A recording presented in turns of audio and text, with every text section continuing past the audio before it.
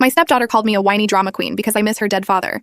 Now she's begging me to let her stay after I signed off her custody to her grandparents. My late husband has a daughter, Michaela, from his previous marriage. She was 9 when we got married. Her mom was attempting to alienate her from us. She talked junk about me. Keep in mind that my ex knew very little about me. Before anyone asks, I didn't break up the marriage. They divorced when Michaela was 5. I met my husband 2 years later. His ex still wanted him back and kept telling Michaela I was why they weren't getting back together. My husband was the one who left her because she cheated and had no plans. He was in a long court battle to get more time with Michaela. But it's safe to say that Michaela didn't like me and felt like I was the witch who was keeping her daddy from her mommy. I tried to bond with her, but she rejected me time and time again. Together, my husband and I had 3 children. A little after our youngest was born, when Michaela was 13, her mom was arrested and sentenced to 15 years in prison. My husband received sole custody. It was a big adjustment for Michaela. We got her into therapy. She still wanted very little to do with me or her siblings. I went to therapy with her, but eventually the therapist said that the best thing I could do was give Michaela space. Pushing the issue would just make her away. The therapist also told Michaela she didn't have to like me, but she did need to treat me like a human being. And as I always respected her, she needed to respect me. Michaela did not listen. She called me horrible names, said nasty things to her siblings, and kept asking her dad to divorce me. It led to a lot of arguments with my husband because I was giving her space, treated her with kindness, and was her punching bag. He said she had been through a lot, but I truly think it's because she was nice to him. Even her therapist was concerned, but nothing changed. Michaela is now 15. My other 3 children are 4, 4, and 2.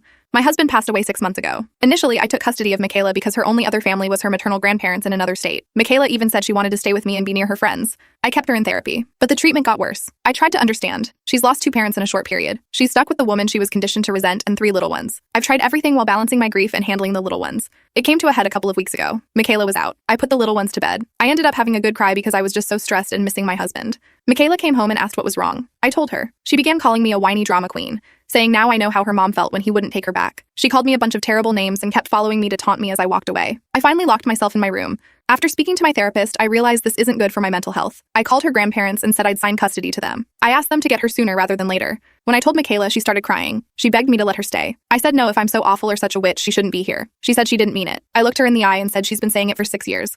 I'm finally setting her free. She won't have to deal with me or her demon spawn brothers, her words, ever again. She said her grandparents have a lot of rules. I told her that's a shame, but maybe it'll straighten her out. It was the harshest I've ever been with her, but I couldn't keep up the kindness. They came to get her within a few days. She didn't say goodbye. Her grandparents have maintained contact with me and told me they're getting her a new therapist, and she'll attend a new school in the fall. I said I hope she does better. My husband's friends find this all to be incredibly cruel. She says I should have tried more, that shipping her off won't do any good. They say it isn't what he would have wanted.